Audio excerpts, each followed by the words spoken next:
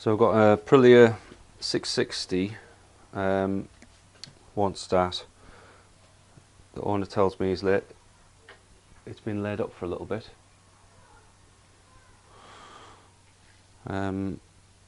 So he's put a new battery on it. We've already had a little try of starting it, so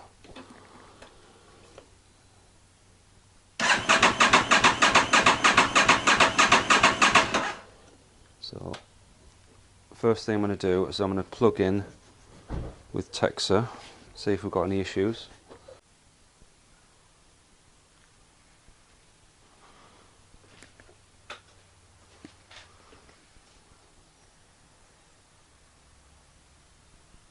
Right, here we go. This is what we want to see. So we've got red on all of these components. So we've got O2 sensor. Sorry, focus on that.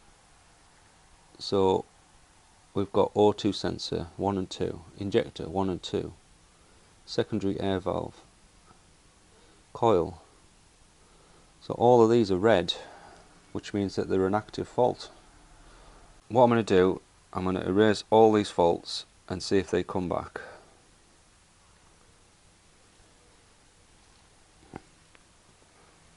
So they've all gone green straight away, which is positive. So let's go straight to the bike and see if we can start it now.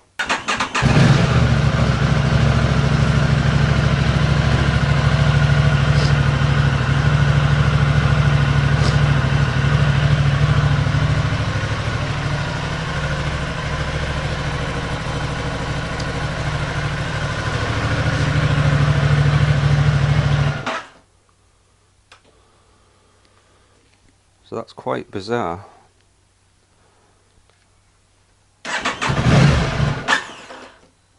Right.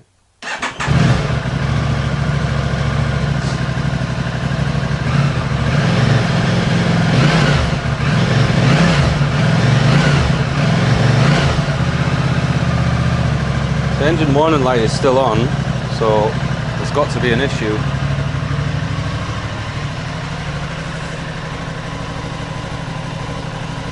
Yeah, so the O2 sensors have come back, but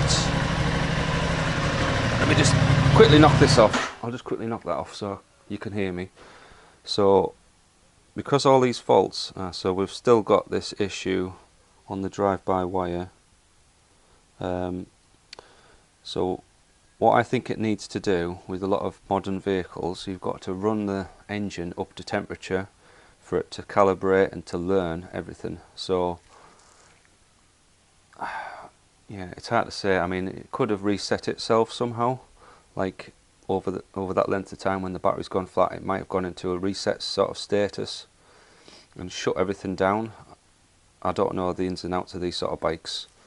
I'm just guessing that because it's been laid up for a length of time, the battery's gone flat, it's gone into sort of like an ECU reset mode, come up with all these faults, somehow decided not to start the bike for whatever reason. So I'm going to clear all these faults again,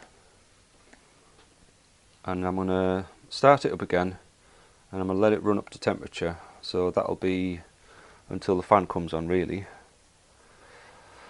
And then we'll see that drive-by-wire thing still there. So hopefully by the end we'll be able to reset that as well, and that should go.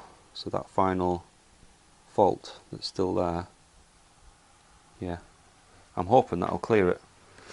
So I'm not going to film it, but I'll just start the engine now, and I'll run the bike as I said. Okay, we're back. The bike is up to temperature now. Should be able to see it on, yeah, so the engine's up to temperature, 103 degrees. So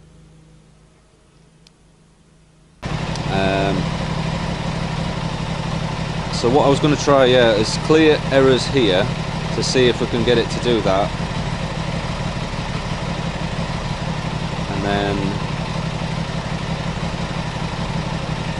so there's a few options we could go through as well. We've got throttle self-learning, I bet that fault is still there. So the drive-by-wire, let me just shut this up.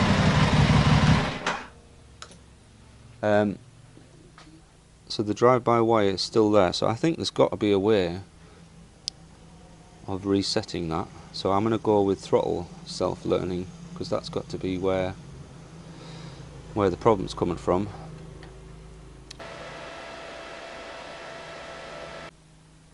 Okay, so it's saying communication interrupted, so turn the panel on.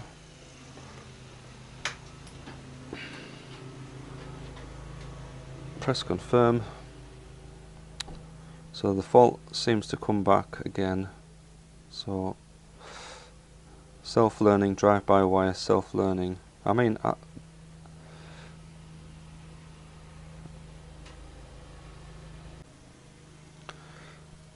so I've just gone back into the instrument panel and I'm just going to remove these faults. They're more than likely to do with the battery being removed. So I'll go back into the injection section.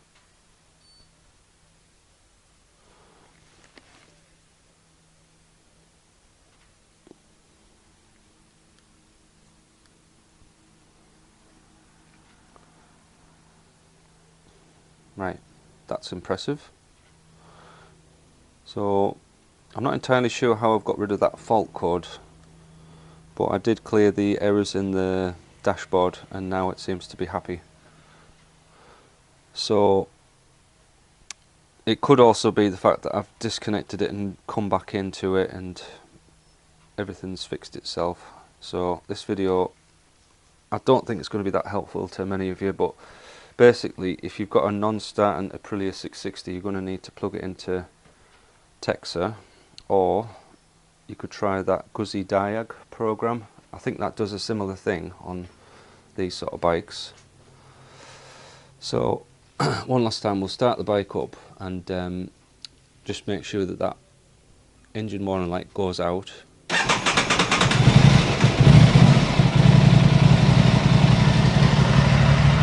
And make sure there's no faults coming back on here.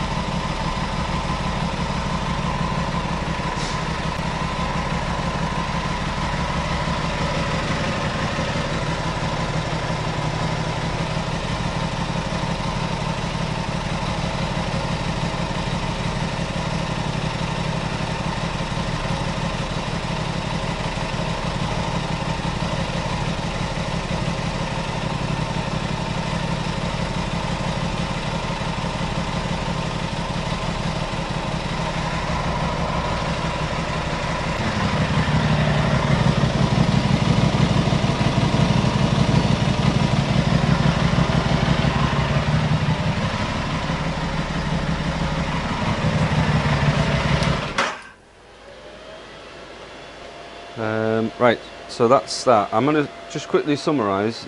So the bike wouldn't start before, and at first, my first thought was it's flooded the cylinders because it's been trying to start with a flat battery, too much petrol in there and it's just not igniting. But it wasn't the case. For whatever reason, it had all these fault codes to do with various systems, so ignition coil, fuel pump, not fuel pump, injectors, which all relate to some sort of failure. But obviously I've reset them and everything's cleared up and it started up straight away. So I have had to make the bike sort of self-learn, sort of like a reset.